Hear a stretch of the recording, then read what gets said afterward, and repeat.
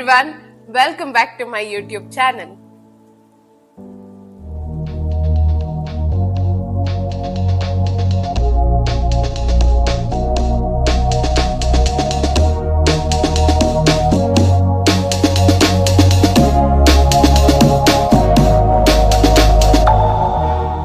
Hey everyone, welcome back to Control Alt Life with Vandana, a place where you hit control to take control of your lives, alt for an alternative perspective, and life to cherish every moment that this journey has to offer to us. Today we are talking about something which is the bread and butter of my work as a muley, the APIs. Well, some of you might be now thinking, what is this API? It sounds like a tech jargon. But trust me guys, by the end of this video, you'll not only understand what an API is, but also have few examples to remember that. So let's get started. API stands for Application Programming Interface. Sounds fancy, right? Let me simplify this for you. Let's take an example where you are visiting a restaurant. The waiter standing by your side can be considered as an API. The restaurant kitchen can be considered your software system. Now you, the customer, when you want the food, you can't go and make it yourself from the kitchen, right? You'll have to tell the waiter what you want. The waiter further communicates that to the kitchen and brings back your food. That's exactly what an API does. Here's another example that might help you understand more clearly what exactly an API does. Imagine you are ordering coffee through your mobile app. Now when you select your favorite latte, the app doesn't prepare the coffee for you, right?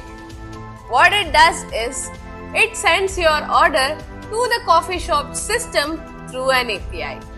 And once this order is received at the coffee shop, the barista informs the kitchen about the order and gets it prepared. Now once your order is prepared, again we use the same APIs to communicate to your delivery partner that the order is ready to be picked up. Then the delivery partner arrives at the coffee shop, picks your order and delivers it to your house. The APIs are the messengers in this entire process. Finally, to break this down step by step, you make a request, like how you're ordering a pizza. Then the API carries this request to the system, like telling the chef about this order. Then the system processes the request. You can relate this to as the pizza in making. And finally, the API gives back the response that it has collected from the system, which is like a pizza being delivered to you. Simple, right? There are various types of APIs available.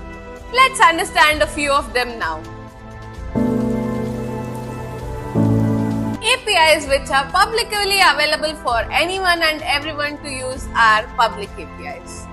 Just like your weather apps, which use the forecast APIs, or your Google Maps API, which are widely used by n number of applications around.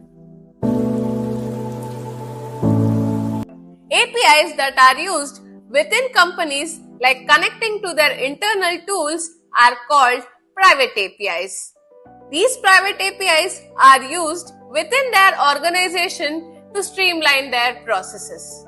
For example, a bank might use its private API to connect its mobile app to the backend server to fetch your account details.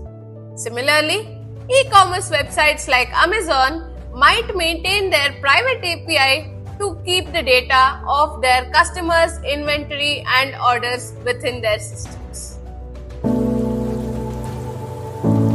APIs that are shared between businesses to collaborate on services are called partner APIs. For example, travel companies like MakeMyTrip use airline APIs in order to fetch the flight details and show availability in real time. Payment gateways like PayPal or Razorpay use partner APIs to allow businesses to process payments on their websites. Spotify APIs are used by companies like Uber to integrate music into your rides. If you make a single API call to fetch data from multiple sources, then it's a composite API type. For example, a travel booking app uses a composite API call to fetch the details of flights, car, and your hotels at one go. Food delivery apps like Swiggy or Zomato pulls up the menu, pricing, and delivery times using a simple composite API call. The APIs which handle real-time data are the streaming APIs. For example, a stock trading app uses the streaming API to display the live stock prices. Social media platforms like Facebook uses these streaming APIs to provide real-time updates and notifications. Have you ever wondered how does your smartwatch interact with the app on your phone? Well, there are APIs again. These are called IoT APIs, which connects your smart devices to apps or systems. For example, Alexa uses APIs to connect to other smart devices like lights or thermostats. Fitbit uses these APIs to sync the data back to your phone. APIs are everywhere.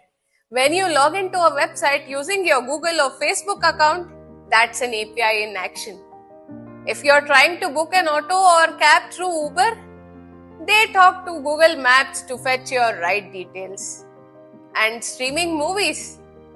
Netflix also uses these APIs to fetch and show your favorite series. As someone working in a MuleSoft, APIs are literally the heart of everything that we do. We connect different systems, data, and apps through these APIs. It's like being a digital bridge builder. APIs make our digital lives seamless. They help apps, websites, and systems talk to each other so that we don't have to. So next time you're ordering a food, booking a cab, or even just checking weather on your phone, remember, it's all powered by the APIs. If you enjoyed this simple explanation of APIs, please do like, share, and subscribe to the channel. Also, if you are interested to learn more about the APIs or have any questions, do let me know in the comments. Until then, keep exploring the world of tech, one concept at a time. Lots of love.